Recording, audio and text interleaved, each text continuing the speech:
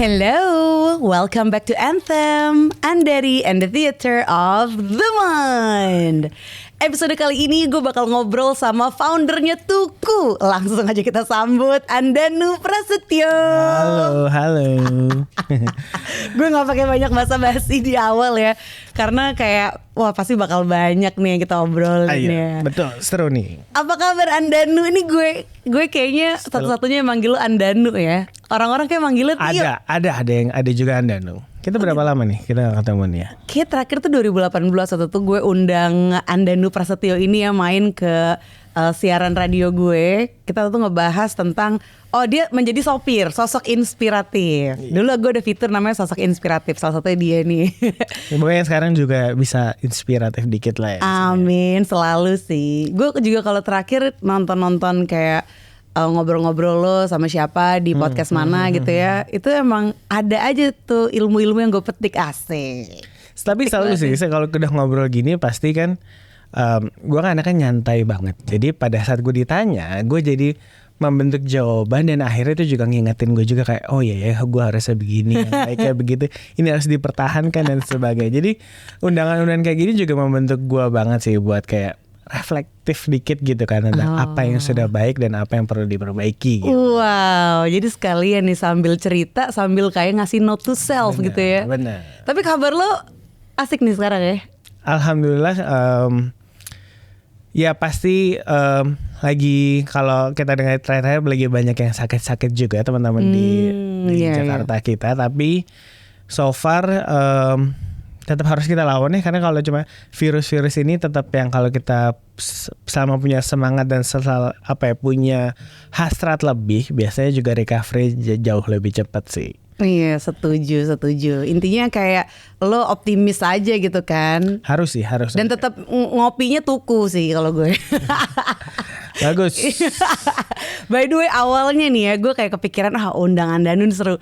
Karena setiap gue kayak nyiapin podcast gue gitu ya, bikin skrip segala macam, gue kayak bukan mencari inspirasi sih, kayak lagi memproses inspirasi yang hadir gitu. Gue tuh ditemenin sama ini nih. Gue ditemenin sama ini nih pasti. Betul, tugas si kopi itu selalu itu kan. Nah kalau udah sampai di level tukucur berarti level rutinitasnya sudah bagus tuh. Oh gitu ya. Benar, udah lumayan jadi investor tetap tuh. Berarti seminggu kan gak mungkin cuma 2-3 gelas berarti kan.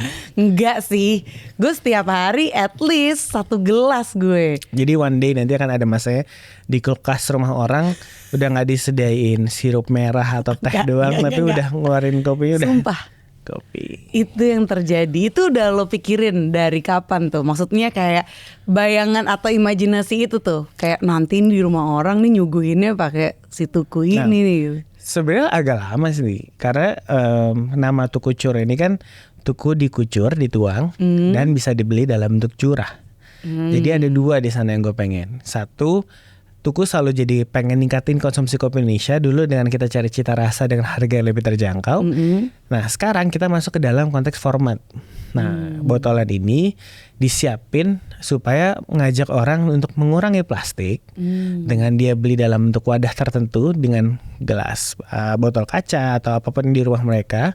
Kan dulu di kulkas rumah juga suka ada air putih dingin gitu kan. Nah ini mereka juga bisa nyimpan itu pas orang ke rumah.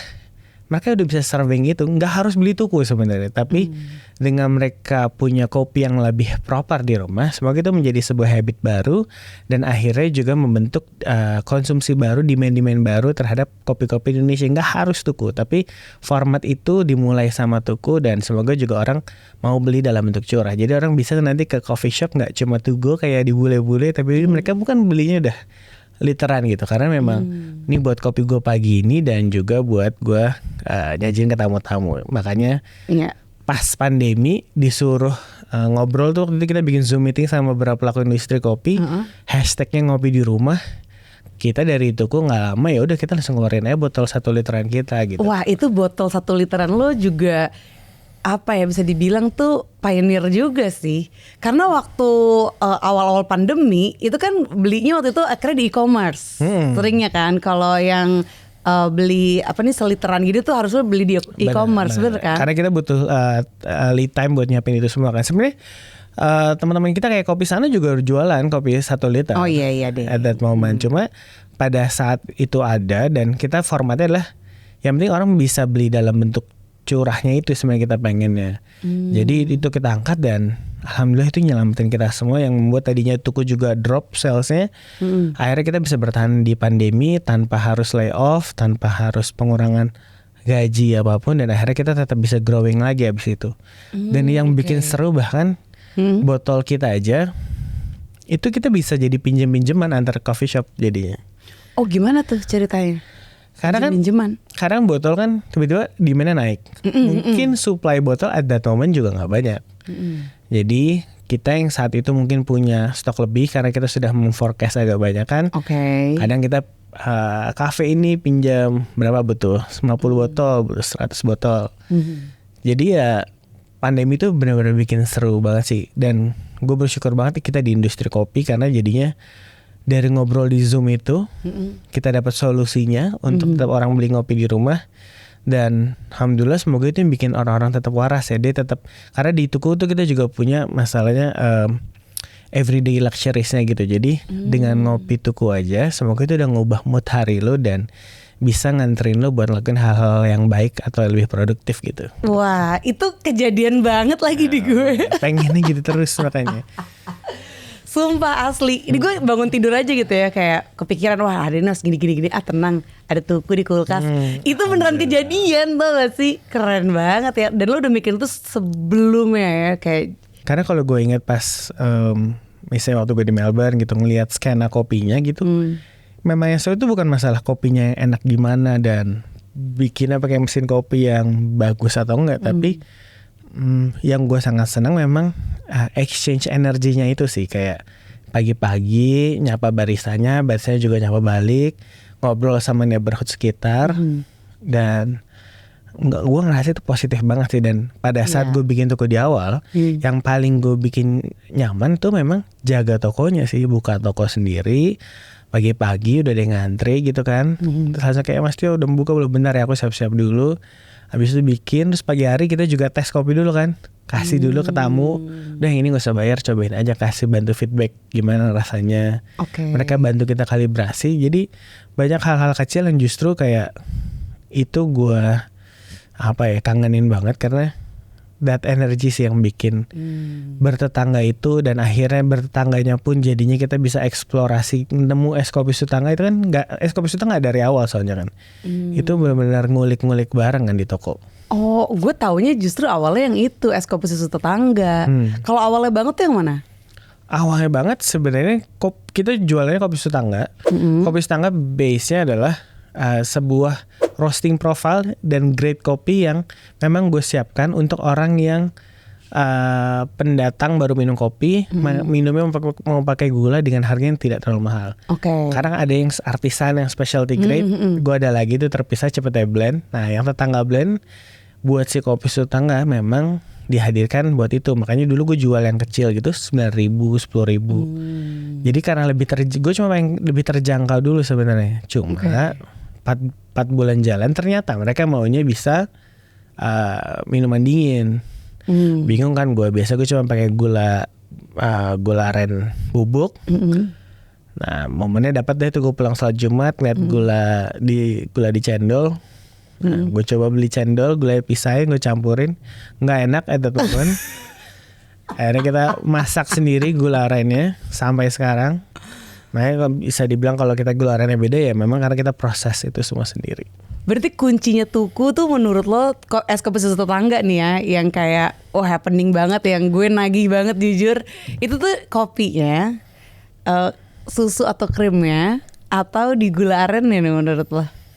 Kalau gue boleh urutin, kopi, gula aren, baru susu.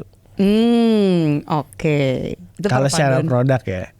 Tapi kalau secara experience, ada juga yang orang ingat gara-gara musik klasiknya. Ada juga yang ingat karena Mas Budi atau Mbak Citranya di barista yang awal-awal gitu. Oh gitu. Gue ada masanya gue masuk ke toko.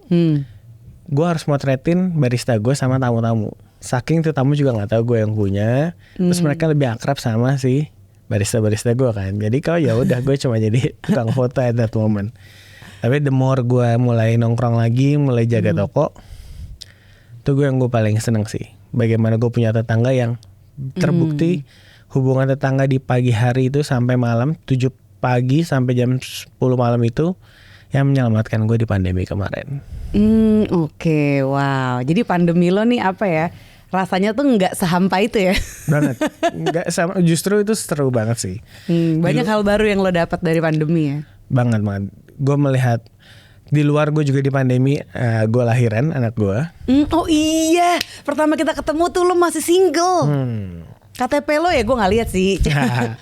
Masih. Tapi di pandemi itu fokus gue kebagi dua, ngurus keluarga kecil baru sama ngurusin keluarga besar gue yang bagaimana kita harus tetap bertahan. Nah tapi nemuin solusi bareng dan dikerjain bareng itu sih yang kayak gue sangat bersyukur punya keluarga makat grup gue itu yang tetap saling backup satu sama lain. Dan yang paling seru adalah ngebacain komentar dan message dari tetangga tuku sih. Oke, jadi lo peka tuh ya, lo kayak nggak perlu peka, itu bahkan udah kayak rejeki yang buat kita pantau. Jadi itu sebuah dashboard yang saling update bahwa seneng deh ada yang bilang gini dan gitu harapannya. Oke, jadi tuh awalnya nih ya, gue juga mau ngaitin kedatangan lo ini dengan passion nih, kan kayak soalnya gue tuh lumayan passion nih sama kopi gitu kan, apalagi kopi tuku lo ini ya kan. Terus nah kalau gue aja kayak gini, kalau yang punya tuku tuh kayak gitu juga gak sih sama kopi gitu kan? Se-passion itu gak sih dia? Nah waktu itu gue sempat bahas tentang passion. Passion itu tuh berasal dari bahasa Yunani ya, yang artinya tuh to suffer, tau gak lo? Atau sufferance, atau bisa juga to be acted on.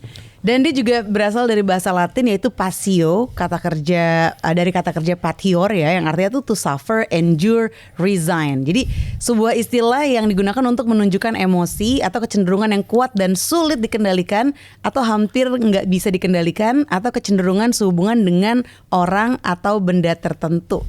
Jadi intinya menurut artikel yang gue baca ya, kita tuh nggak bisa be passionate about something if you haven't suffered. Beda artinya sama enthusiasm, yang artinya tuh enthusiasm tuh lebih intense enjoyment dan interest gitu. Nah, passion lo nih kopi kah atau apa? Kalau apa ya, sebagai bagian dari bisnis yang lo jalanin ini? Ini kocak ya, ini kayak podcast pertama yang bisa menjelaskan passion itu apa sepanjang ini. Oke, di sini kan jadi ilmu baru lagi. Tapi kalau dari sisi gua, at the very first place, gue harus cerita, gue sampai kuliah sampai SMA gue cuma mau jadi atlet. Oh gitu, atlet apa nih kalau boleh tahu? Ada nama atlet baseball. Oke, lo dulu suka main baseball? Sampai sekarang nggak? Sesekali masih. Oke.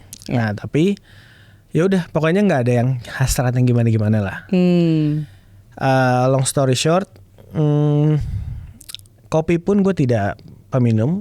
Gue bikin bisnis kopi karena gue kebetulan kuliah di sekolah bisnis. Di sekolah bisnis ya lagi ada tugasnya bikin sebuah kafe, bikin sebuah bisnis yang kebetulan gue ngelamar ke sebuah kelompok yang bisnisnya kopi. Jadi ini kelompok di mahasiswa yang lain gitu? Di kelompok mahasiswa lain. Oke, jadi satu kelompok nih harus bikin apa gitu kan. Terus kebetulan yang lo join ini dia udah tahu nih mau kemana arahnya. Oke. Jadi bisa lo lihat bahwa di saat gue berbisnis kopi ini dimulai dengan tidak mau jadi pengusaha, tidak berencana jadi pengusaha, tidak sebagai peminum, dan tidak ada ketertarikan dengan kopi tadinya. Semua purely mengikuti jalan yang ada di depan gue. Kebetulan bokap selalu bilang, jadilah pribadi yang selalu berusaha menyukai apapun yang kamu lagi jalanin. Jadi udah ada pesan dari awal gitu dari bokap. Karena kalau cuma sukain yang jalanin yang lo suka doang, ya semua orang enaknya gitu kan, idealnya gitu. Iya. So kadang passion kan gitu kan, jalani passionmu gitu kan. Buat gue passion tuh ditemukan pada saat lu berjalan gitu. Oke. Dan kalau ada momen gue passion di kopi apa enggak? Tidak. Tapi kalau sekarang passion di kopi atau enggak, I'm not sure kalau dibilang karena kopinya. Tapi gue memang impact dari apapun yang berhubungan dengan kopi itu yang bikin gue penasaran. Karena yang gue tahu Tuhan udah ngasih Indonesia punya keberagaman kopi, cerita di baliknya juga banyak, dan secara sejarah baik dari warung kopinya, dari kopinya itu sendiri, banyak hal baik yang juga sudah muncul dari sana. So, dan pandemi kemarin juga ngajarin gue lebih banyak lagi bahwa potensi terhadap agriculture kita tuh besar sekali. Jadi makin kesini, yang tadi kita cuma masuk kopi karena tugas kampus, terus pengen ningkatin konsumsi kopi Indonesia. Sekarang gue cukup percaya bahwa kita bisa ngerubah wajah Indonesia di mata global melalui kopi. Wow, oke. Jadi yang awalnya nggak kepikiran gitu kan, apakah itu passion gue gitu. Tapi seiring berjalannya waktu dengan lo terus melangkah gitu kan bersama dengan kopi, akhirnya lo jadi makin tahu. Dan ternyata banyak potensi dari kopi Indonesia ya, yang Benar. bisa kita, yang kayak masih PR gitu. Apa aja sih PR-nya menurut lo nih untuk industri perkopian di Indonesia?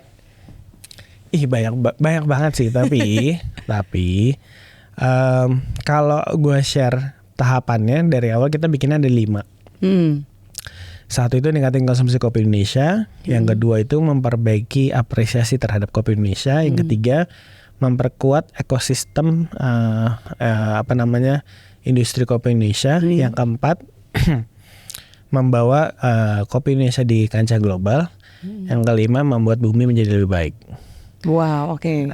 Long story short, yang terakhir aja kenapa kita bilang bumi lebih baik, kita yakinnya bahwa dengan orang banyak minum kopi, kita butuh pohon kopi. Saat bikin pohon kopi, kita butuh hutan buat menaungi pohon kopinya supaya lebih subur. Nah, di saat kita punya hutan lebih banyak, kita punya oksigen lebih banyak buat bumi ini gitu. Wow. Jadi Oke. sambungan cukup banyak, dan terutama buat Indonesia, gue juga yakin kenapa nih bisa nganterin kita, karena kopi tuh udah selalu jadi media baik buat orang produktif. Kayak lo tadi main kerja cari ide dan sebagainya. Ada yang buat bapak-bapak merenung di malam-malam mungkin atau di pagi hari. Tapi yang jelas melalui kopi tuh pasti ada cerita di sekitarnya gitu. Baik di daerahnya, baik tentang keluarganya, tentang manusianya.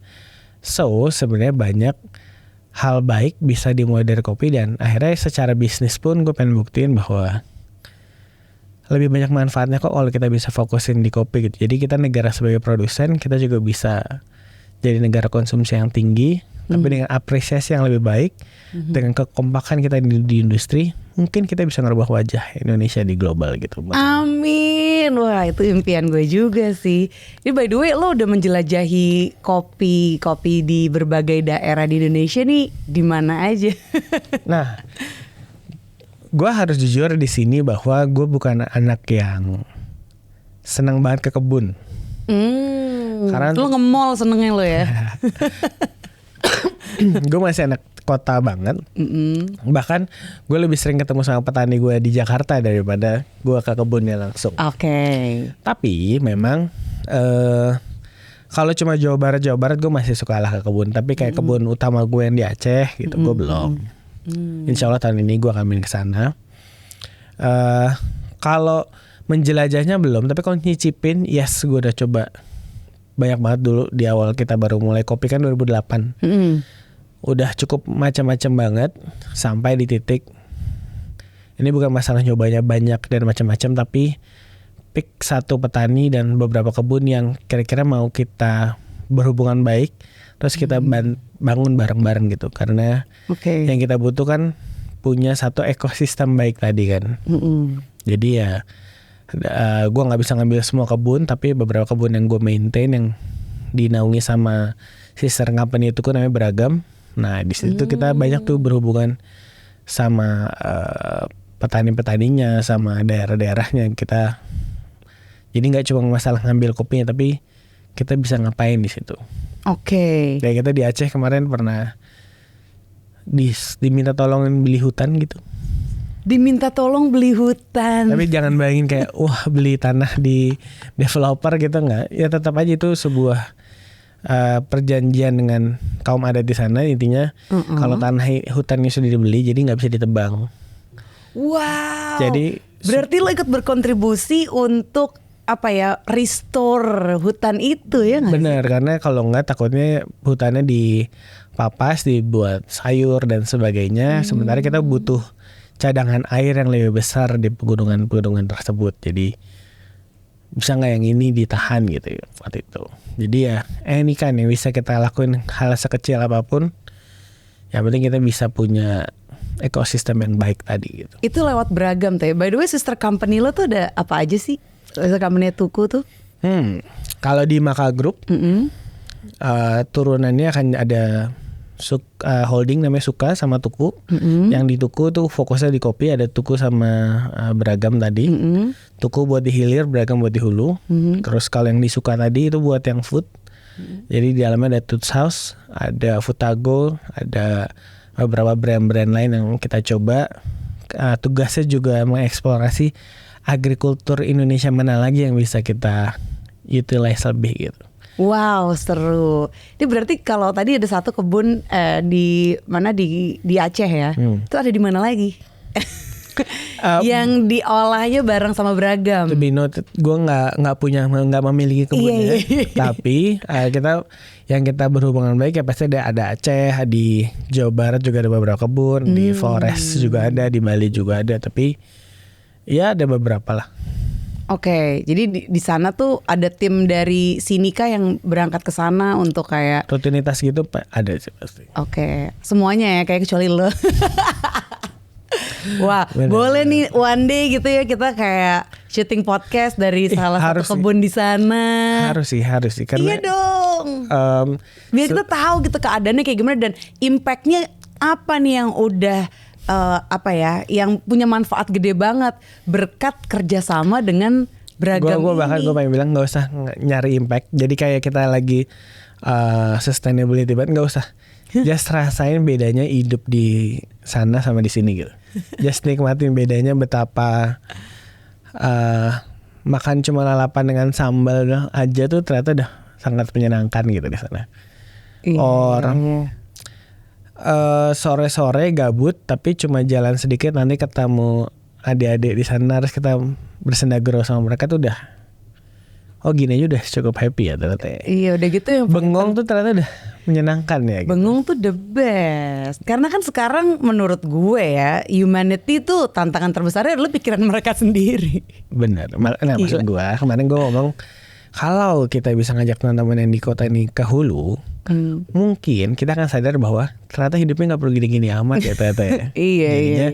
Ada beberapa konteks yang membuat kita lebih mindful dan lebih grateful dengan apapun yang udah kita punya sekarang. Dan yang gue suka banget sih yang dari lo jelasin tadi, itu berarti membantu melestarikan hutan-hutan kita gitu, terutama yang bisa menghasilkan kopi, ya nggak sih? Banyak cara lah karena kita juga meski Tuku juga mencoba mencari cara supaya kita tidak berkontribusi lebih buruk lagi terhadap alam, tapi kita juga harus sustain secara bisnis. Tapi yang jelas dengan kita ada main di hulu, bahkan kita banyak belajar dengan melihat alam juga gitu. Kayak misalnya sungai ini kenapa bisa bersih ya? Karena lihat petaniku bisa habis di nyuci kopi itu kan sebenarnya sudah cuciannya sudah produk alam juga kan. Tapi ternyata sebelum dia balik ke sekali lagi, air itu akan turun ke beberapa kolam dan akan kayak ke filter lagi, dibersihin lagi gitu loh. Hasil cucian kopi. Padahal cuciannya tetap natural, nggak ada yang bahan apa-apa lagi. Tapi supaya bisa langsung kembali turun ke anak sungai di bawahnya lagi, jadi diproses filtrasi gitu. Wow, itu ada videonya nggak sih? Boleh tuh. Main aja sih sebenarnya itu memang enakan diliatin sih. Harus langsung datang ke sana nih ya. Oke, bareng lah ntar kita. Bisa. Kan? Biar lu juga keliling. Mager banget di Jakarta ya. Benar sih. Oke, ini kan kalau dari nama-nama itu unik-unik nih, ada Maka ya kan, grupnya namanya Maka. Tapi yang lahir tuh Tuku duluan kan ya? Yang brand yang paling pertama Toots House. Oke. Di Cipete. 5 tahun kemudian Tuku. Oke, iya ada Suku tadi, terus Tuku, Maka. Ini nama-namanya yang milih siapa? Gue. Lo ya. Jadi tadinya kan emang gue tuh pengen kayak fokus bahas passion gitu. Tapi ternyata setelah kayak gue kulik-kulik lagi nih tentang lo gitu, tentang perjalanan Tuku sendiri. Ini kayak seru nih kalau bahas juga semiotics ya. Kayak semiotics tuh waktu gue kuliah itu tuh ilmu yang pelajari simbol gitu. Gimana? Iya. Jadi kalau dari pengalaman gue pribadi ya, ada perjalanan hidup gue lah yang gue tuh ngikutin simbol-simbol yang gue temuin. Baik itu musik, baik itu kayak satu kata yang gue baca di plang gitu kan. Waktu itu gue lagi kayak ada healing moment lah. Tahun 2015 gue sempet kayak ke satu tempat yang namanya Tranquil, tempat spa gitu. Kenapa gue belok ke tempat itu? Karena namanya kayak Tranquil, gue lagi butuh banget, terus kayak namanya catchy banget. Dan ternyata benar, tempat itu ngasih banyak jawaban untuk permasalahan gue saat itu. Jadi kayak itu menunjukkan kalau kita emang wajib banget peka sama simbol-simbol, karena kan Tuhan, universe gitu ya, ngasih berkomunikasi sama kita kadang lewat ya justru lewat sesuatu yang seperti itu gitu, yang kita temuin depan mata kita, orang yang kita temuin, atau mungkin musik yang kita dengar, film yang kita tonton, buku yang kita baca. Kadang kita bingung, aduh nih jawabannya apa sih? Misalnya lo berdoa, terus Tuhan apa nih jawabannya apa gitu kan? Nah kadang tuh ya kalau kita peka, sign atau tanda-tanda tuh sebenarnya di mana-mana. Udah ada di sekitar kita. Lo mau nangkep atau enggak gitu. Kayak tuku misalnya. Tuku itu bahasa Jawa ya. Benar. Artinya beli. Betul. Itu lo gimana bisa nemu kata itu sampai akhirnya memilih itu? Kalau namanya brand. Namanya kayak cukup simpel deh, karena tadinya gue cuma cari nama yang cukup mudah disebut bahasa Indonesia, dan kalau beli dalam bahasa Jawa konteksnya kan misi pertama kita mau ningkatin konsumsi kopi Indonesia kan. So beli it's harapan lah ya, semoga dengan orang banyak membeli konsumsi kopi Indonesia bisa lebih meningkat gitu kan. Tapi just nama. Tapi kalau apa tadi simbiotik yang semiotik yang lo bilang tadi, itu malah hal yang sering banget gue ceritain tuh, entah di podcast kayak atau ngobrol-ngobrol. Gue merasa banyak hal yang kok dilancarin gini banget ya gitu. Kok gue tiba-tiba perasaan baru kemarin gue ngomong gini, kok hari ini ada kesempatan yang berhubungan dengan itu ya. Oh gitu. Apa nih misalnya nih? Or let's say tukunya bukan masalah nama brandnya, tapi tokonya itu kenapa bisa ada di seberang Toots House. Itu toko yang di seberang Toots House di bisnis pertama gue itu. Yang nggak ada pelang tulisannya, nggak ada tulisan disewakan atau apa. Gue cuma lagi nongkrong sama tukang parkir di depan. Itu tempat apa ya? Itu disewain gak ya? Coba dong tolong tanyain. Tanyain, ternyata boleh kalau mau disewain. Sebulan kemudian tuh jadilah tuku gitu kayak. Sampai sekarang ya? Kayak apa sih? Gue cuma lagi nongkrong sore gitu kan, ngobrol sama tukang parkir. Terus kedua, ya bikin tuku oh ya gue punya alat kopi yang bisa gue bikin jadi kafe gitu. Wow. Itu cuma hal-hal kecil. Ini berarti ada kaitannya juga sama pembahasan gue terakhir tuh. Waktu itu monolog gue bahas interconnectedness. Interconnectedness tuh kayak keterhubungan lah satu sama lain, baik antar manusia dengan alam, dengan informasi-informasi yang datang ke kita gitu kan, yang berkaitan juga sama synchronicity. Nah, yang gue pelajarin juga, semakin kita sering nemu hal-hal yang sinkron yang seakan-akan kayak kebetulan gitu ya, itu tuh kayak tanda juga kalau kita tuh on the right path gitu. Kita lagi on the right track. Yang gue pelajarin sih gitu ya. Berarti semoga segala kebetulan yang gue rasakan itu, semoga itu berarti gue on the right path ya. Karena amin. Dari yang tadi nyewain tempat ya kan, cuma ngobrol dulu. Itu 2015. Itu 2015, oke. Let's say this year. Kan kita suka tuh momen di mana ngomong apa tiba-tiba iklan di sosial media kita keluar gitu. Kalau itu kan teknologi kan ya.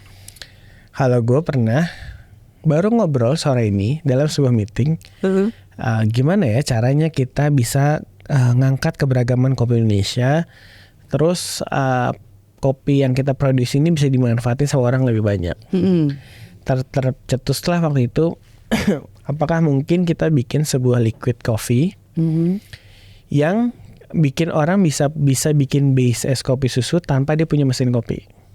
Wow. So gue bikin, let's say lo di rumah, lo tinggal cari susu dan gula arennya, lo mix di rumah. Karena lo udah tinggal nyimpan.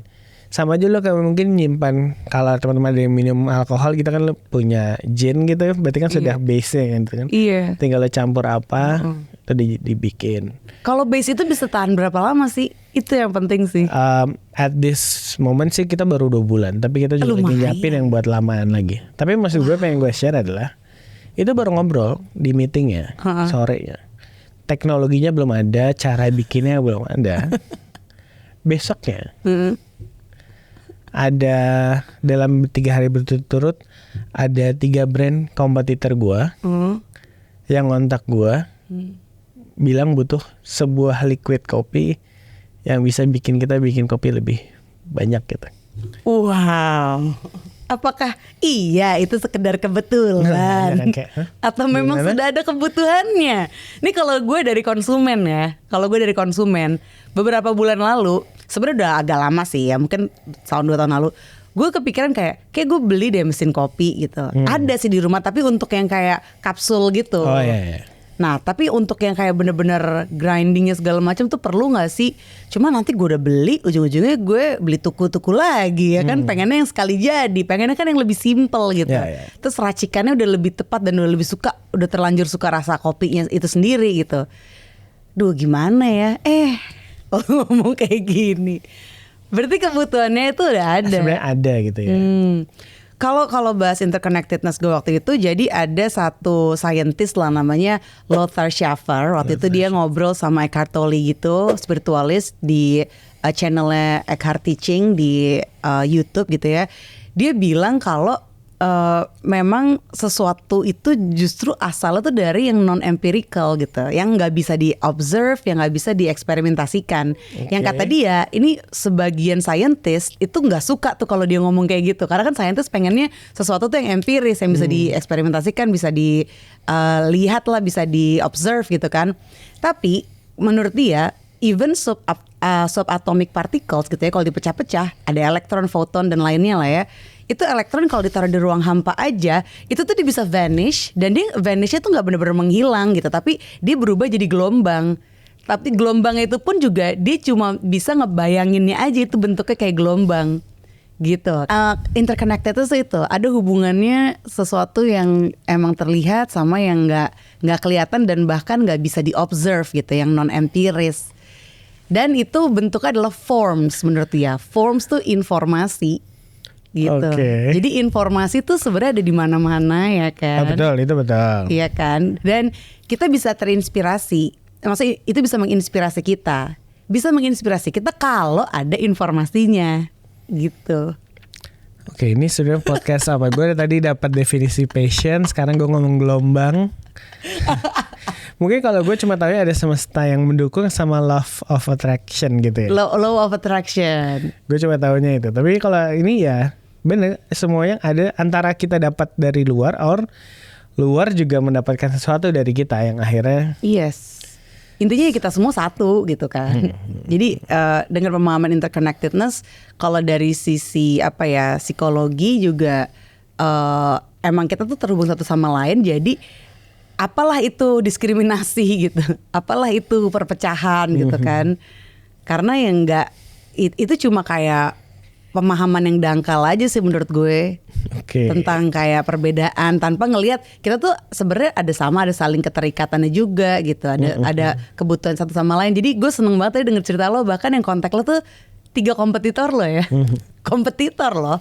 Nah, itu gimana sih emang hubungannya kayak gitu sama kompetitor? Karena gue juga sudah menjual dirinya bahwa Tuku tugasnya memang membuka pasar, cari cara buat orang dari nggak ngopi jadi ngopi. Kalau yang beragam sebagai sister company itu kan sebuah form sebuah company yang harapannya bisa ngebantu Tuku dan juga brand-brand lain. Karena di Beragam kami sudah berhubungan dengan beberapa petani, kami menyangrai sendiri, kami punya gula aren sendiri, kami punya teknologi sendiri, punya training program sendiri. Mungkin itu bisa dipakai buat orang lain, karena yang kita percaya bahwa ya tadi kebetulan Tuku tidak mengincar menjadi nomor satunya gitu. Yang kita incar adalah pokoknya Indonesia punya orang inget Indonesia, inget kopi Indonesia, pasti inget kopi Indonesia, ingetnya Tuku gitu kan. Oke. So doesn't matter bahwa nanti yang nomor satunya atau sales terbesarnya siapa gitu. Tapi yang jelas apa yang sudah diberikan Tuhan dengan kopi yang ada di beragam daerah ini, dengan keberagaman rasanya, kami ubah secara format, nanti bisa digunakan di menjadi blend-blend kopi tertentu yang bisa digunakan di brand-brand lain. So far beberapa kompetitor pun ya nggak masalah dengan itu gitu. Jadi ya let's say ya chip Intel jadi dipakai sama berbagai merek juga kan ujung-ujungnya kan. Karena itu sebuah teknologi yang manfaatnya jauh lebih besar daripada menjadi brand nomor satunya itu sendiri gitu. Jadi lo kayak sebenarnya membangun jembatan juga ya antara petani-petani lokal kita gitu kan, terus sama bahkan lo juga memproses itu, memilih juga racikan-racikannya nih. Dan itu nggak gue doang, itu juga dilakuin sama pelaku industri lain juga. Cuma kan masing-masing akan bikin kredibilitasnya sendiri-sendiri, punya belief sendiri-sendiri. So mungkin beberapa kompetitor ini juga untuk hal ini dia beli sama gue dan makanya cari itu. Oke, terus yang tadi apa lo bilang tuh kopi liquidnya itu akan terrealisasi kapan kira-kira?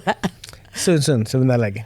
Oh, jadi langkah-langkah udah kebayang nih ya? Udah. Bahkan ada beberapa menu di Tuku yang sekarang, kalau dilihat ada beberapa perubahan rasa karena gue merubah format tersebut. Jadi untuk menjaga konsistensi yang lebih bagus lagi di bertumbuh cabangnya Tuku, gue menggunakan teknologi ini buat ngebantu Tuku juga bisa punya varian-varian rasa yang lebih beragam dan lebih konsisten ke depannya gitu. Jadi kayak makin ke essence nih ya yang lo tawarkan ya. Tadinya kan udah diracik begini nih kayak Tukucur gitu kan. Terus ini lebih ke essence-nya lagi, si liquidnya itu yang kita bisa ramu sendiri. Karena tadi kalau diingat tahapan pertama Tuku adalah ningkatin konsumsi kopi Indonesia. Yang kedua memperbaiki terhadap apresiasi terhadap kopi Indonesia. So gue cuma main bilang bahwa ini bukan masalah kopi Indonesia enak atau enggak, which part kopi Indonesia nih. Jadi harapannya dengan gue punya format kopi liquid ini, bahkan gue bisa membandingkan dengan lebih mudah. Oh, jadi gimana rasa kopi Jawa Barat yang ini? Jawa Barat yang mana nih? Garut, Pengalengan, mana? Sama kopi Aceh, sama apa? Tapi dengan format yang sama gitu. Wah, berarti variannya akan banyak banget tuh. Saya kayak wine lah. Ternyata wine dengan beda tahun, beda kebunnya juga beda-beda kan, beda negara. Nah mungkin abis ini kalau kita bisa nemuin format itu, ini bisa jadi bentukan eksplorasi yang lebih seru lagi. Bukan berarti kita jadi wah lo kopi hitam ya lo kayak expert banget. Justru abis ini nggak perlu expert lagi karena abis ini mungkin kayak lo yang tadi nggak minum kopi hitam jadi minum cuma gara-gara oh ada tuh kopi dengan rasa karakter kayak gini ya. Oh ini tuh kopi Pengalengan tau gitu. Kayak sekarang nih yang lagi senengin kopi kita yang hitam tuh yang Pengalengan gitu. Kita juga lagi share kenapa ya rasa ini disenengin. Iya karena gue sebagai pencinta kopi sih emang kalau bisa tuh explore terus tapi dengan rasa yang tepat gitu. Karena nggak semuanya tuh akhirnya bisa gue terima rasanya. Maksudnya nggak semuanya selera gue gitu. Dan pada saat kita explore nggak jadi harus mahal karena beli berbagai alat atau mesin dan nggak harus jadi snob gitu karena benar salah gitu. Padahal kan ujung-ujungnya kita cuma mau yang mana nih cocok sama gue gitu kan. Benar, kalau gue sih gitu sih. Kan, makanya karena itu lebih penting karena yang kita juga butuh adalah feedback ini balik ke petaninya. Karena petani juga biar nggak bingung dia harus nanam kopi yang disenengin tuh kayak apa. Karena mereka juga punya masalah sendiri untuk fight dengan alam, untuk fight dengan supaya konsistensinya ada dan produktivitasnya bagus gitu kan. Oke, nah kemarin nih kan tuh sempat ke Amsterdam, terus ke Seoul juga ya kan. Itu apa yang terjadi di sana? Kalau itu sih buat kalau kita memang cari keseruan baru gitu karena tadi kita udah ngomongin yang ningkatin konsumsi kopi, udah ngomongin memperbaiki apresiasi, beragam ngebantu industri buat ekosistem yang lebih kuat, di hulu juga lebih kuat. Yang berarti kan yang global Amsterdam sama Seoul ini buat yang poin keempat. Buat pelan-pelan belajar gue yang global, tapi sebelum kita buka cabang, sebelum lebih yakin lagi ya kenalan aja dulu. Kita kayak sekarang udah tahun keempat kita mondar mandir di Eropa. Ini tahun pertama kita di Korea Selatan di Seoul kemarin. Oke. Kenalan dulu karena Kenapa pilihnya Seoul? kalau Seoul kita itu karena kita melihat industri kopinya memang kencang banget di sana. Termasuk cukup dikenal sebagai kota atau negara yang punya coffee shop banyak sekali. Peminumnya juga banyak. Kita antara teman-teman di Indonesia juga punya keterikatan sendiri sama teman-teman di Seoul. So semoga itu sebuah narasi yang baik juga. Dan gak lupa masalah keterikatan, kita juga di Amsterdam karena diasporanya banyak. Juga karena teman-teman lokal di sana juga bule-bulenya tahu Indonesia. So kita merasa itu sebuah low hanging fruit yang harusnya nggak panjang-panjang kita ceritain Indonesia di sana gitu kan.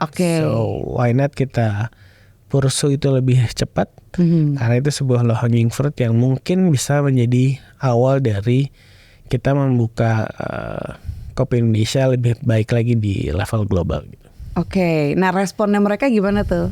Kalau respon yang nyicip waktu itu Amsterdam dalam konteks apa sih kesananya tuh? Maksudnya kayak ada kita pop up, ada pop up, ada yang bikin di tempat sendiri, ada yang bikinnya di festival, di Amsterdam Coffee Festival.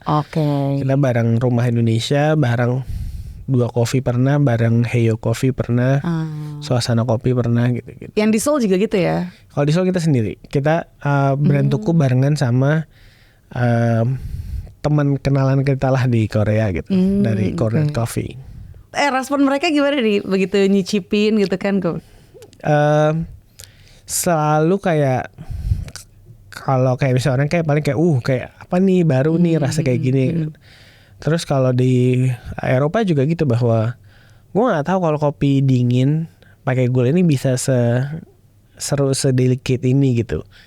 Karena buat beberapa negara kayak Seoul dan Amsterdam, mereka minum konsumsi kopi Indonesia lebih tinggi dari kita, tapi minumannya cukup klasik, antara mereka minum kopi hitam doang, kayak di Seoul Ice Americano gitu. Tapi pas dikasih format baru, mereka juga senang kok, meskipun ada yang nggak biasa juga gitu. Tapi kan ini masalah bisa karena biasa gitu kan. So what if kalau kita lebih gencar lagi, karena kayak kemarin di Eropa, boba lagi kencang-kencangnya di sana, lagi baru datangnya gitu. Di saat suhu waktu itu gue lagi berapa ya, suhu di bawah 10 derajat kali, tetap kok orang ngantri panjang banget beli boba di Belanda. Iya. Berarti sebenarnya ya kok jadi manusia bahwa mereka juga pengen ada hal baru gitu kan. Tapi kalau gue beli tuh ini kenapa? Apakah ini lebih baik? Let's say kita bikin di Amsterdam kemarin es kopi susu kita plant based, karena kita percaya bahwa ya ada yang bagus buat kesehatannya, bagus buat sustainability-nya. Iya. Di Indonesia kita juga beberapa orang lactose intolerant. Iya, gue tuh baru nyobain yang plant based tuh mungkin let's say beberapa minggu lalu lah ya. Oh gitu. Dan itu gue suka banget sih plant based. Jujur gue yang di dekat rumah gue tuh, store yang dekat rumah gue, pas gue cek loh kok ada yang plant based nih baru. Itu kapan sih mulai? Udah lama banget. Oh, tapi gue nggak. Maksudnya kayak yang di tempat gue itu biasa suka habis gitu kan. Oh iya. Nah, makanya karena demand-nya belum terlalu banyak, jadi kadang-kadang stok kita belum meet the expectation lah.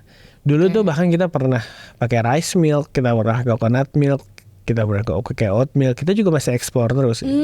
Explore deh yang banyak untuk plant based ini, karena gue pecinta kopi susu plant based jujur. Benar. Kita juga pengen maintain kalori yang juga dalam satu gelas itu berapa dan sebagainya. Pokoknya kita udah semakin dewasa ini, Tuku bertambah usianya juga, kita selalu cari bagaimana kita menjadi tetap relevan dan nggak cuma dibeli karena suka kopinya, tapi kayak ada efek apa nih gitu kan. Makanya kita ngomong sustainability, ayo ngomong healthy, ayo ngomongin pemberdayaan juga, ayo gitu, karena kita percaya sebenarnya ini kita bisa lebih dari beyond dari sebuah coffee itu sendiri gitu. Oke, nah yang gue tahu juga Tuku ini kan nggak franchise ya. Nah ada alasan tersendiri? Lebih karena mimpi gue masih ada beberapa hal, gue masih banyak yang pengen gue lakuin. Dan kalau kita punya yang beli franchise atau ada investor kita, berarti kan gue juga bertanggung jawab sama mereka kan. Oke. Nah, saat ini menurut gua tanggung jawab gua jauh lebih besar ke konsumen-konsumen atau tetangga tuku sama pelaku industri di industri kopi itu dulu, terutama para stakeholder kayak petani dan sebagainya, karena akan ada masanya kita harus grow cepat dan kita cari duit aja gitu. Tapi saat ini yang gue butuh adalah kita membangun industri yang jauh lebih kuat dan kita punya bisnis model yang lebih sustain ke depannya gitu. Wah, itu penting sih. Karena menurut gue pondasi itu segala-galanya ya. Dan gue sih ngelihat, gue sempat mikir gini ya. Ini correct me if I'm wrong ya. Jadi waktu itu gue ke pameran beauty gitu lah. Terus ada booth-nya Tuku sama booth kompetitor nih. Yang kompetitor ini kebetulan udah menjamur di mana-mana ada deh pokoknya. Lo kayak tahu deh apa ya. Ini event yang gede banget itu. Eventnya gede banget, Jakarta X Beauty waktu itu. Nah terus ke Tuku antriannya tuh panjang banget sampai gue tuh mau beli antar dulu deh gitu. Akhirnya gue nitip sama panitianya. Nah, ordal. Iya, nitip ordal. Kalau yang sebelah nih kosong ya. Padahal dia tuh ada di mana-mana dan setahu gue sih banyak juga lah yang konsumsi kopi itu. Tapi di situ jadi apa ya, image-nya jadi kesannya kayak nggak laku gitu. Terus gue sempat mikir apa ini apa ya strateginya gitu supaya ketika itu datang, ketika itu hadir di acara-acara besar gitu kan, jadi bagus kan kelihatannya gitu, kayak wah rame nih apa nih, kayak menarik perhatian gitu. Enggak dong, itu lebih ke arah efek baik aja sih, karena yang kita percaya bahwa justru hubungan baik itu, hal-hal baik itu dibangun dari toko soalnya. Jadi mungkin adalah part-part di mana di saat brand kita ada scarcity-nya atau tidak mudah ditemukan, jadi sekalinya ada orang jadi mengusahakan gitu kan. Ada unsur scarcity-nya itu ya. Benar. Tapi kan yang poin yang lebih penting adalah bagaimana kita membangun sesuatu yang value-nya tersampaikan dan itu relate buat mereka, relevan buat mereka. Jadi effort ngantri yang panjang itu tetap worth it gitu kan. Nah, aku rasa menjawab pertanyaanmu juga kenapa nggak franchise ya tadi, karena kita tetap harus fokus supaya kita tetap worth it di mata tetangga-tetangga toko kita kan. Dan I think itu jauh lebih susah dan harus kita fokusin dulu rather than ekspansi yang cepat tapi ternyata lebih besar kemungkinan gue untuk mengecewakan tetangga toko gue gitu. Karena yang dari hampir 50 cabang sekarang aja masih banyak kok ruang buat kami benahi gitu kan. Jadi fokusnya ke situ dulu ya. Benar. Untuk kayak ngebangun si tukunya ini sendiri, terus yang udah ada nih bener-bener dimantepin lagi gitu kan. Belum tadi ide yang liquid itu. Belum yang plant based itu kan kayak ada beberapa variasinya juga. Nah selanjutnya nih pengen tahu juga ya, kedepannya tuh kira-kira akan expand-nya tuh kayak gimana sih, atau udah ada rencana-rencana belum sih dari sekarang? Wah, itu harus udah, karena kayak kemarin kita pas buka di Seoul atau di Amsterdam aja lagi pop up. Kalau dilihat di komennya itu pasti ada yang komentar kayak, ngapain sih Mas jauh-jauh, di kota ini aja belum, di daerah saya, rumah saya aja belum gitu kan. Jadi kita kan juga pengen kan menjawab keinginan tetangga toko kita kan. Jadi di tahun ini bahkan di tahun depan pun kita sudah punya pipeline, kita harus sudah di mana gitu. Tapi on top of that kita tidak terburu-buru, kita karena tadi misalnya kita mau buka di Bandung, di Jogja, di Bali gitu. Yang kita Bali cari sih bukan lokasi yang kita cari, tapi keluarga tuku siapa yang bisa ada di sana. Ada tetangga tuku nggak yang pernah ketet di Jakarta yang bisa nemenin kita ngerawat brand kita di sana gitu. Gue berangkat ke Bali ya besok. Oh, harus ada syarat itu ya. Iya dong, biar ada yang, karena kalau nggak kita cuma kayak brand Jakarta yang lagi buka cabang di luar kota kan. Kita kan pengennya being matters juga di sebuah daerah kan. Jadi ya kita butuh ada yang ngerawat itu juga, baik dari tim internal di Tuku atau tadi ada tetangga Tuku yang bisa membantu kita menjadi ambasador baiknya di sana gitu. Nah ini syaratnya di tetangga Tuku yang bisa. Gak ada syarat dong, yang penting kan membantu merawat tuh gimana sih? Kayak kemarin kita di Surabaya buka, gimana tuh? Kita di Surabaya buka ya karena ada tetangga Tuku itu yang kayak, Kak aku bisa bantuin aku masuk ke Tuku deh gitu. Oh, Terus kebetulan juga fit cocok, ya udah, yuk kita buka. ya. Kapan nih pindah ke Bali kita jadi tetangga Tuku yang di sana. Oh gitu caranya expandnya ya. Oke. Tapi ada target nggak sih? Kayak misalnya mungkin nggak buru-buru, tapi let's say 2 tahun ke depan kita ada berapa cabang nambah? Ada nggak sih? Tahun ini kita jadi 60. Oh tahun ini 60. Oke. Iya. Kita mau jadi 60, ntar tahun depan nambah lagi. Kalau jumlah berapanya di 5 tahun ke depan kita sudah ada, tapi kita pun juga nanti kalau ada teman-teman di podcast yang juga punya usulan gimana cara kami berekspansi juga kita very open. Oh gitu. Gimana caranya kalau mau mereka ada mungkin suggestion gitu? Kalau yang udah ada sih biasanya kalau kita event pasti mereka kan DM langsung. Oh DM ya. Itu senengnya dapat tetangga Tuku yang loyal tuh gitu. Mereka ada komplain aja marahnya ke DM kita langsung gitu. Karena percaya bahwa mereka nggak mau brand ini rusak, jadi mereka pengen ayo dong diperbaiki segera gitu kan. Jadi ya kita juga banyak dapat input lokasi, dapat input produk, dapat possibility kolaborasi juga sedikit banyak dari tetangga Tuku soalnya. Ini kan Tuku dari 2008, sekarang itu udah 2024 loh ya, berarti udah 16 tahun nih ya. Sorry, Tukunya 2015. Oh iya, 2008 gua di itu. industri kopi 2008. Oh lo di industri kopi 2008, tapi startnya 2008, berarti udah hampir 10 tahun loh, bentar lagi 1 dekade. Bener. Ini berjalan udah 9 tahunan ini benar-benar sesuai ekspektasi lo nggak? Lebih. Oh, oke. Karena kan tadinya kan tugas gue cuma mencari cita rasa yang disenangi sama warga Cipete. Ternyata makin lama Cipetenya makin luas lagi. Gue sekarang harus pindah kota, tadi kan harus buka cabang. Nah itu aja dulu, itu udah cukup bikin. Sekarang kotanya tuh mana aja sih? Kalau baru Jabodetabek dan Surabaya Malang. Oke. Tapi insya Allah tahun ini akan nambah kota lain. Amin. Tunggu tanggal mainnya. Jadi kalau kita liburan keliling Indonesia itu masih tetap bisa ditemenin sama Tuku gitu sih rencananya. Kita usahakan. Ini kan juga perjalanan lo tuh apa ya? Nggak lepas dari ya lo itu menemukan synchronicity gitu kan. Salah satunya juga yang lo pasti sering ditanyain ya, ketika Pak Jokowi datang 2017 ke toko lo masih inget nggak rasanya gimana tiba-tiba wah beliau datang? Masih ngebekas nggak sampai sekarang? Pasti justru yang kalau misalnya ditanya kok bisa datang atau efeknya apa gitu.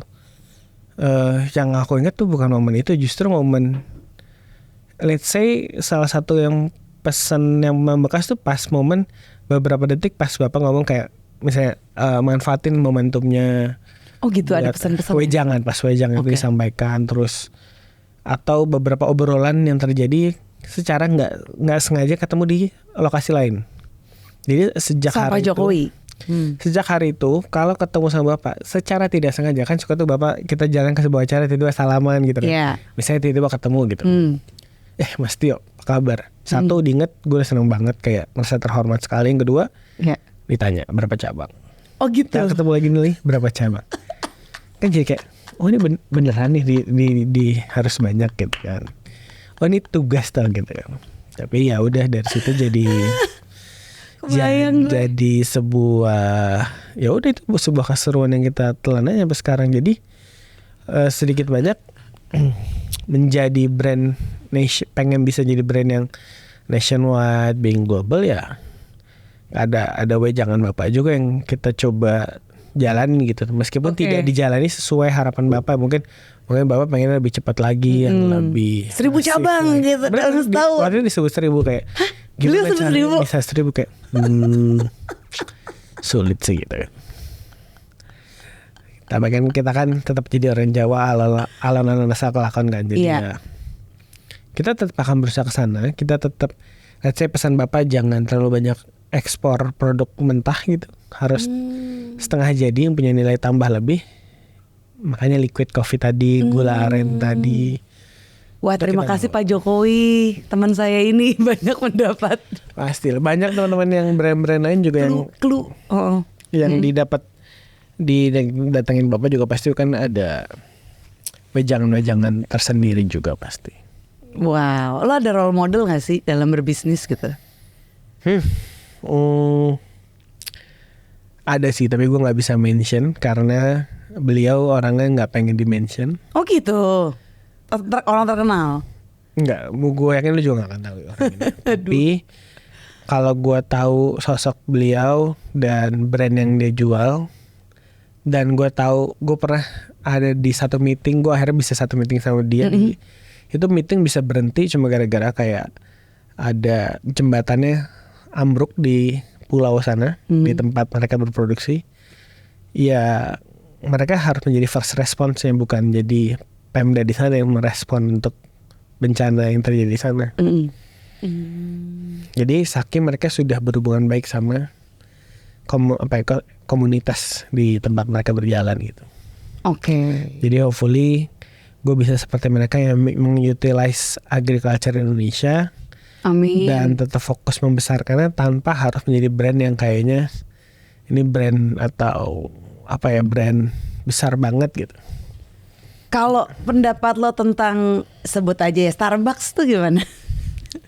Gimana? Itu one of benchmark terbaik gue yang pernah kita punya gak sih? Oke. Sebagai pemain yang sangat besar, yang sangat gue kagumi, bisa berbagai cabang tapi dengan konsistensi yang luar biasa. Iya, dia gak franchise juga kan? Dengan sebuah kebanggaan setiap pegawai di dalam Starbucks Indonesia-nya, dia juga kalau lagi ngobrol sama mereka kayak mereka bisa bercerita dengan antusiasnya gitu. Berarti kan tuh ada sebuah manajemen baik di dalamnya gitu kan. Yang jelas pernah lah ada masanya dia jadi benchmark baik gitu kan. Tapi nggak cuma Starbucks, ada Anomali, dulu ada Bakul Coffee, belum Iya benar. At that moment mereka ngebantu aku banget sih. Makanya aku alhamdulillah sampai sekarang masih berhubungan sama seluruh, let's say majority kompetitor gitu ya. Berarti lo setiap ada kayak kompetitor baru gitu, perasaan lo gimana tuh? Waspada tetap dong, pasti dong. Tapi yang tetap senangnya berarti industri masih bergejolak gitu kan. Masih ada yang invest, masih ada yang berani buka gitu kan. Berarti ini bukan kayak yang katanya F&B tren-tren semata yang terbentar hilang gitu. Gue juga percaya bahwa beda ya kalau kopi kayaknya bukan tren-trenan. Berarti emang lo tuh care juga sama industrinya gitu. Harus. Kalau barista, nah ini kan lo juga kayak seneng nih ngeracik-racik kopi gitu. Lo ada background mungkin pernah sekolah atau les? Sarjana YouTube juga. Oh. Oke. Tapi yang serunya kan nggak usah lesnya. Justru waktu itu gue pernah ngetes. Kalau gue les di Sydney saat itu, budget gue naik pesawatnya, tinggal di sananya, bayar lesnya, itu mendingan gue buat beli mesinnya. Jadi at that moment akhirnya gue beli. Waktu itu gue ingat budgetnya nilainya 16 juta. Daripada gue bayar itu, akhirnya gue mendingan beli mesin Sangrai kopi, waktu itu kecil banget, 16 juta. Oke. Akhirnya gue belajar sendiri. Kalkulasi lo udah mantep dari dulu nih ya. Nggak mantep banget sih, lebih karena duitnya cuma segitu-segitu jadi nggak boleh salah gitu kan. Adanya itu lo berkreasi aja gimana caranya. Kan efek kepepet is real. Kepepet is real. Tapi kepekaan juga is real menurut lo ya. Karena kan kalau udah kepepet, perubahan sebesar sekecil apapun yang jadi matters gitu kan. Jadi menurut gue makanya kondisi-kondisi sulit tuh nikmatin. Berarti abis ini bakal ada hal baik yang menanti gitu biasanya. Tapi lo tuh ada gak sih di momen yang kayak lo nyari ide banget nih, cuma kayak nggak nemu-nemu gitu? Wah ada dong, pasti lagi ngeblok ide itu pasti ada. Soalnya kelihatannya kan lo orangnya nyantai gitu kan, kayak inspirasi datang aja terus gitu. Ternyata ada juga ya momen-momen. Yang lebih sering bukan ide, tapi bukan blok idenya ngeblok sih, tapi lebih karena tadi karena gue santai, kadang gue procrastinate juga kan. Jadi yang lebih diconcernkan jangan-jangan banyak hal baik yang sebenarnya juga sudah ada, jadi terlambat, jadi terhambat karena mungkin saya menunda karena yang lain. Jadi ya, memang kayak gitu pelajaran hidup yang nggak akan berhenti sih. Jadi memang. Berarti challenge terbesar lo sekarang apa nih? Kalau udah tahu? Tetap diri sendiri sih. Dia diri sendiri itu kayak apakah penundaan itu, procrastinate itu, atau ada lagi yang lain? Lebih ke arah bagaimana memastikan bahwa kita memang layak untuk naik level selanjutnya gitu. Level apa nggak tahu, harus disiapin apa nggak tahu. Jadi kan kita tetap harus lebih punya wisdom baik, tetap punya vision yang baik, tetap melakukan proses dengan baik juga gitu, supaya once kita nyampe sebuah titik ya memang kita layak di situ, bukan karena sebuah kearbitan atau viral doang gitu kan. Oke. Jadi emang semua proses yang dijalanin tuh ya dicermatin baik-baik gitu kan. Yang udah ada juga, maksudnya yang udah lewat tuh ya dipelajarin gitu kan, apa kurangnya, apa yang perlu diperbaikin. Karena kita harus tahu proses kenapa kita bisa di atas ini kan. Tadi gue naik tangga yang mana gitu. Karena itu perlu gue ceritain ke anak gue. Mungkin gue perlu jadi pengingat gue juga kenapa gue harus bersyukur atas berapa step tangga yang gue naikin gitu kan. Itu penting banget tuh, karena sekarang kan banyak orang yang pengen instan gitu, suksesnya instan gitu. Tapi bayangin kalau lu naiknya, let's say kita naik gunung, naiknya tiba-tiba celeng ada di atas. Pakai helikopter. Pakai helikopter. Rasa bersyukurnya akan beda sama anak-anak yang naik pelan-pelan kan. Iya. Jadi kayak terserah sih kalau mau instan nggak apa-apa. Tapi bukankah lu mau cari happiness itu juga? Jangan-jangan lu akan nggak se-happy itu, jangan-jangan kalau lu juga maunya instan gitu kan. Lo masih inget nggak perasaan lo ketika 9 tahun yang lalu deh, pas Tuku nih baru buka gitu? Ingat. Gimana perbandingannya sama sekarang? Mungkin dulu kayak ada rasa ragu, ada nggak dulu awal-awal buka? Kayak enggak sih. Oh enggak. Tapi waktu itu gue udah nyiapin diri, kalau gue sampai gagal gue akan jadi supir taksi dulu. Oh gitu. Kenapa supir taksi?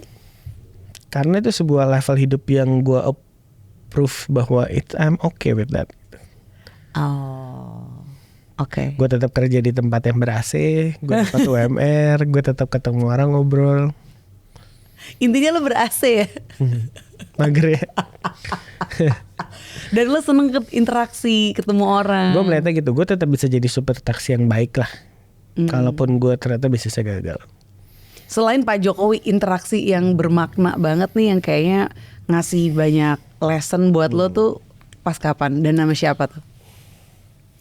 Duh banyak banget lagi, tapi kalau yang awal banget deh, yang menurut gue selalu gue ceritain ke orang, satu waktu 2012 kalau nggak salah ulang tahun gue berinteraksi sama sebuah angkringan kopi di Jogja di jam ulang tahun gue tengah malam.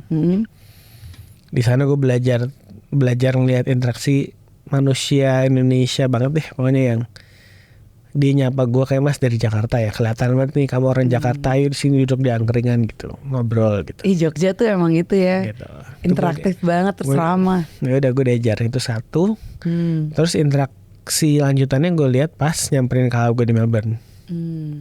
Kita di sebuah suburb deket perumahan, tapi tiba-tiba ada satu coffee shop kecil, nggak ada keren-kerennya, biasa aja, tapi rame banget. Terus gitu waitersnya ramah. Mereka juga ngeliat gue sebagai pendatang disapa dengan baik gitu kan, jadi kayak wah ini hangat juga ini neighborhood di sini. Kenapa gue di kota gue nggak gitu ya? Gue sebagai anak Cipete saat itu jadi kayak berimajinasi, kayak gue pengen deh punya Cipete gue jadi kayak gitu. Oke. Jadi ya salah satunya itu yang bikin gue kayak, bukan masalah gue lahir dari specialty coffee gitu, kopi yang artisan, tapi yang gue nikmatin memang interaksinya itu sih. Jadi gue pengen punya skena itu di Cipete. Dan sudah terwujud. Oke, nah selanjutnya nih untuk anthem ya, karena kan ini kan nama podcastnya tuh anthem. Ya. Jadi kayak gue tuh selalu ngaitin sama lagu gitu, lagu-lagu yang bikin lo tuh yang relate banget gitu sama hal yang ngebawa lo sampai ke sini gitu. Ini bisa dibilang anthem Tuku lo. Ketika berproses lah untuk Tuku ini, pengembangan Tuku. Ada nggak sih satu lagu yang kayak 1-5 lah yang kayak wah ini penyemangat gue banget. Ini nih gue kalau denger lagu ini Tuku banget nih gitu. Atau ini passion gue banget nih, atau ini kayak yang ngingetin gue sama perjalanan gue lah gitu. Ada nggak? Kalau perjalanan ya, pasti banyak banget. Gue punya lagu yang kalau gue dengerin satu besok gue dengerin itu mulu. Cuma sekarang gue nggak terlalu inget. Tapi salah satu lagu yang mengantarkan gue, ini kayak gue inget banget nih, gue lagi jaga toko sendirian. Itu gue pertama tuh lagu Good Night Electric. Good Night Electric yang mana nih? Gue lupa lagi judulnya. Tapi itu pokoknya album terakhir dia. Oh, oke. Pokoknya itu karena gue tuh jaga distro. Jadi sebelum gue punya Toots House, gue punya distro. Oh, So that's why gue dengerin gue Good Electric. Jaga toko tuh karena jual CD gitu kan. Kalau Oh, di distro kan.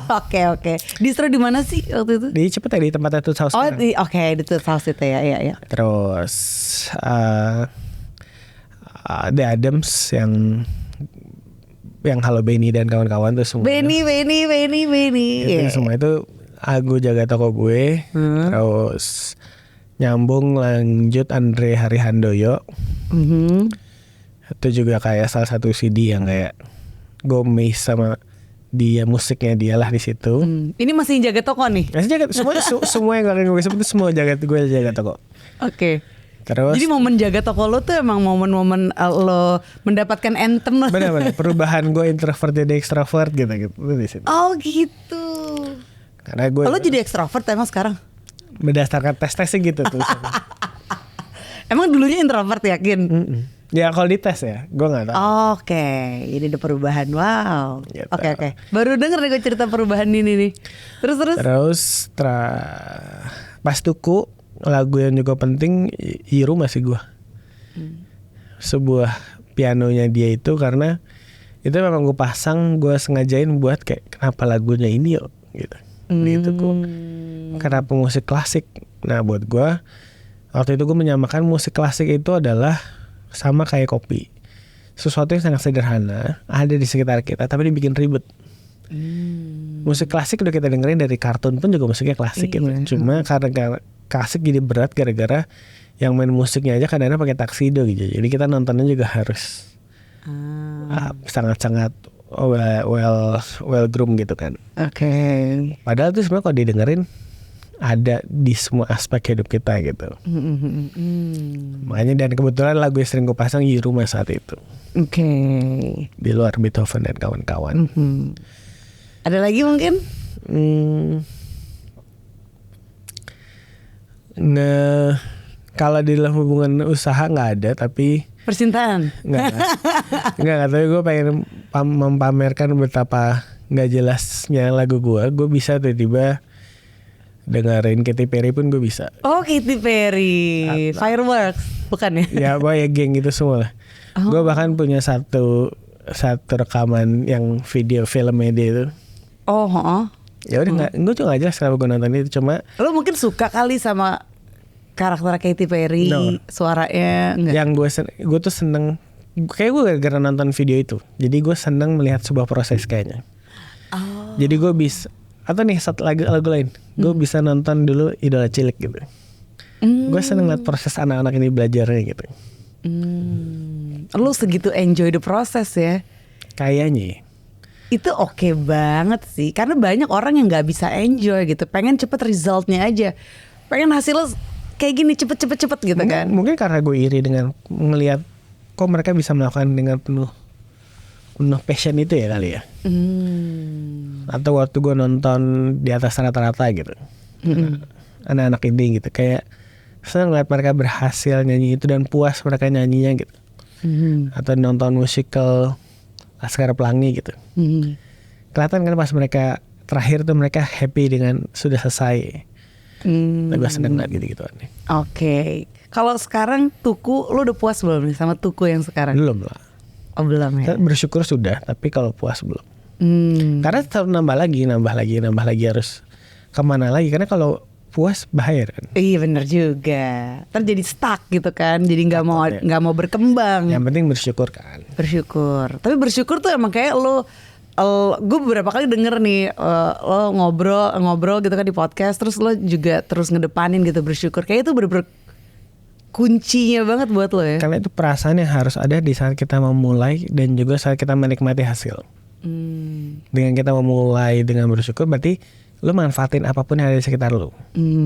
Pas lo nikmatin apapun hasilnya, lo terima karena itu yang udah di-approve sama Tuhan yang itu gitu. Iya, gue juga sempat dengar lo bilang ngasih proposal proposal di-approve sama Tuhan gitu. Itu apa indikasinya lo tahu kalau ini udah di-approve nih? Poinnya bukan masa gue tahu di-approve atau nggak. Poinnya adalah gue di kondisi sekarang, gue nggak tahu kenapa gue harus dilancarin selancar ini. Sometimes gue merasa gue nggak deserve. Kenapa gue bisa dilancarin segininya? Banyak orang yang lebih bekerja keras dari gue, tapi kenapa gue dapat selancar ini? So, cara terbaik bersyukurnya adalah ya udah dikasih, maksimalin sebaik-baiknya. Dan jangan buat lo doang, tapi buat orang lain. Oke. Nah dari situ gue jadi belajar, oh iya, kan kadang rezeki udah diatur. Iya. So kalau gue bisa bikin sebuah usaha yang ternyata di dalamnya ada rezeki orang banyak, ada manfaat buat orang banyak, harusnya kemungkinan besar itu akan di-approve sama Tuhan gitu. Oke, wow, luar biasa. Jadi waktu itu ya, ini mungkin buat yang apa sih proposal di-approve Tuhan? Waktu itu gue nonton si Andanu Prasetyo ini diundang ke podcast gitu.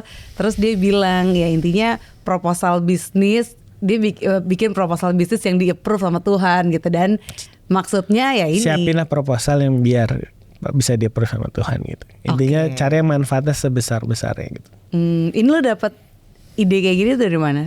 Ya tadi pelajaran proses yang gue alamin gitu kan, kayak gue nggak tahu atas kenapa gue dapet ini. Berarti lo mengambil sendiri lesson learn itu ya.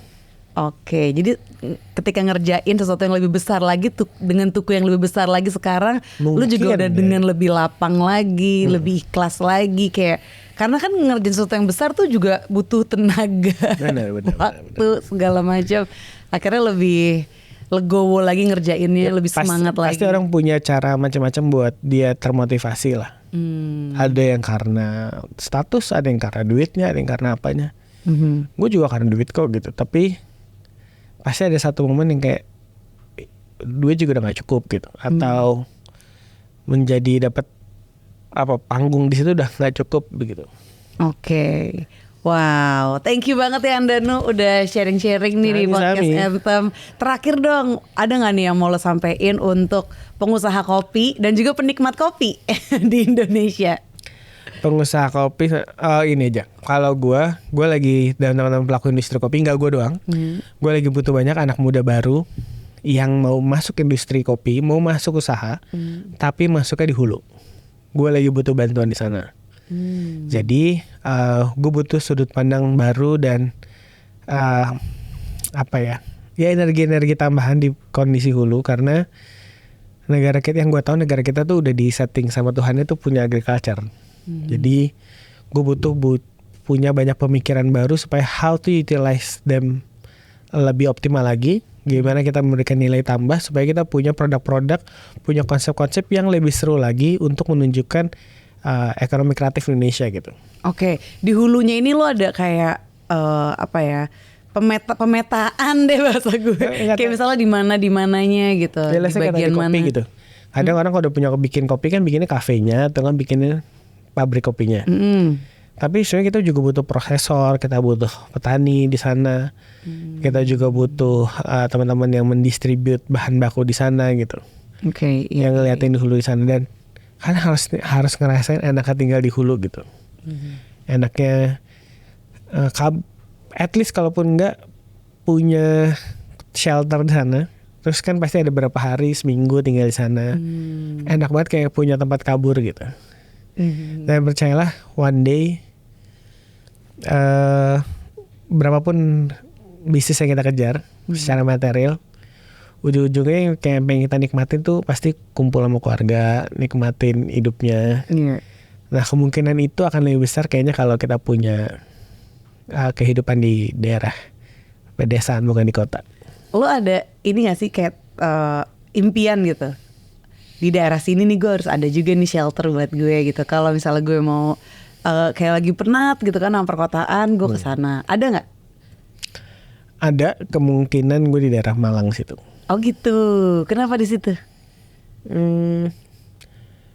Gue pengen, sebenarnya gue tahu Jawa Barat, cuma gue bukan orang Jawa Barat gitu. So gue mau cari, justru gue sebagai orang kota tuh gue mencari gue orang apa jadinya. Nah gue sebagai orang Jawa, karena keluarga gue juga dari Jawa Timur, jadi gue akan merapat ke arah Jawa Timur karena itu memang darah gue ada di sana gitu kan. Terus gue pick Malang, ya dari sebuah kota dari daerah sekitarnya. menurut gue punya potensi besar buat dikembangkan lebih lagi. Yeay. Selanjutnya nih untuk penikmat kopi, apa yang mau lo sampein? Kalau penikmat, Nikmatin aja terus. Gue ini salah satunya. mungkin ini deh, as much gue juga pengen bertumbuh, berkembang, tapi gue berharap sih memang dukung local coffee shop terdekat yang bisa kalian support. Nggak harus dengan satu brand terkenal apapun itu, tapi kasih local coffee shop kalian kesempatan buat bertumbuh dan mengenal lebih dekat lagi komunitas di sekitarnya. Siapa tahu daerah local coffee shop yang kalian support ini justru akan menghadirkan keseruan-keseruan baru sebuah coffee shop. Jadi coffee shop tuh nggak jadi gitu aja, nggak cuma karena kopinya enak, harganya lagi promo terjangkau. Justru mungkin daerah sini coffee shopnya anak-anak skaternya asik, yang ini musisinya asik gitu. So dengan kalian mau support local coffee shop, kalian akan ngebentuk sebuah society yang lebih positif lah gitu. Oh, amin. Ini bener-bener harapan tuh dari hulu ke hilir mengalir tuh ya. Ya karena gue butuh sinkronisasinya tadi soalnya. Oke, iya benar. Biar industri kopinya tuh hidup gitu kan, dan ke arah yang terus positif ya. Dan yang jadi key personnya adalah si anak muda ini. Anak muda sebagai pelaku usahanya, anak muda sebagai konsumennya. Lo ngerasa lo masih muda gak? Enggak dong. Oh enggak ya? Masa sih? Kayak anak 20 tahun loh. Siap. Kali 2 enggak deh. By the way ini, wah thank you banget nih ya udah diperlihatkan langsung. Karena ini gue belum pernah lihat langsung jujur tumbler yang ini. Ini gemes banget. Ini buat yang panas ya, ini buat yang dingin ya. Ada berapa jenis sih tumblernya? Banyak banget. Ada beberapa. Dan ini gue tahu juga untuk kemasan literannya ini itu di-emboss ya sengaja supaya gampang di-recycle, bener ya? Gelas-gelas kita semua udah di-embossin supaya lebih mudah. Meskipun jadi kalau ada teman-teman tetangga tuh yang komplain karena gambarnya udah hilang, ikoniknya sudah hilang, sorry banget, tapi nanti kita cari ikonik yang lain. Tapi yang penting bagaimana sampah plastik ini tidak menjadi tambah semakin besar lagi masalahnya gitu. Thank you banget nih Andanu udah datang ke sini ya, udah sharing banyak nih tentang perjalanan Tuku, dan juga udah mau menceritakan gitu kan proses demi proses dan rencana kedepannya apa, dan banyak kabar baik yang dibawa, salah satunya tentang liquid tadi. Itu gue tunggu banget kehadirannya karena gue butuh banget yang kayak selalu ada di rumah, bisa awet gitu kan, dan bisa gue campur-campur sendiri. Karena gue sering banget kalau order tuh less sugar ya, gulanya 1/4 aja. Kan repot ya orangnya. Bener. Nanti lo nyediain gula arena juga nggak salah satunya? Oke, jadi tuh bisa pilih sendiri. Betul. Wah, kalau kas gue ntar di situ semua sih. Dan yang pasti thank you udah sharing, dan thank you udah terus ngikutin apa ya, clue-clue ya kan yang lo temuin, dan terbukti lo makin sering, tadi cerita lo sering nemu yang namanya synchronicity. Semoga itu emang pertanda kalau lo tuh on the right path gitu. Gue baru tahu bahkan tuh ada teori ini yang ceritain. Jadi kayak oke. Mungkin ya kan semakin gue makin jadi lebih sadar lagi ada apa lagi gitu abis ini. Amin ya kan. Moga-moga makin sering nemu synchronicity ya. Bener. Kan? Jadi itu tanda semakin jelas lagi nih kalau udah di situ. Emang lu tuh di situ. Bener, insya Allah. Semoga semua cita-cita tercapai juga. Amin. Ya. Dan semoga bisa jumpa lagi, ngobrol lagi di podcast Anthem episode berikutnya. Iya dong. Oke, dan thank you juga nih buat yang udah menyaksikan. Kalau misalnya lo ada komen-komen, silakan tulis di bawah, atau mungkin mau nyampein sesuatu terkait passion lo atau perjalanan lo terkait semiotics atau interconnectedness gitu ya, boleh banget email di anthemtheaterofthemind@gmail.com. Itu dia. Andari Agustin pamit, Andanu Prasetyo juga pamit. Thank you. Dah.